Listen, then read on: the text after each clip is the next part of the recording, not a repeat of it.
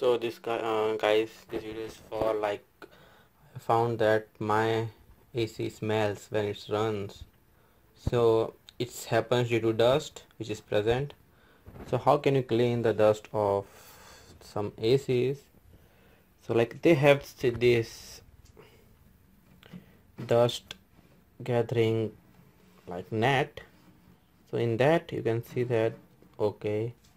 So it has so many dust which you can clean it up so that the smell which you are going to found in your AC can be resolved. So I'm going to clean this up and I will see whether it is the smell is going really going out or not. I will going to see it.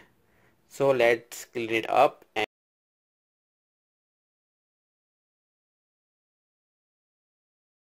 clean this up the front window also. Like you can use the brush, you can clean it up. And what I did after cleaning, it looked like this, so it's pretty good now. And you have to clean this also. So I'm going to clean this up and let's see what is the other thing we can clean it up. So it's running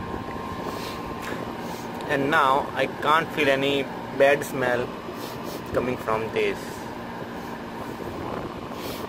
Sure, so this is the way you can clean it up and you can remove the bad smell from your PCs.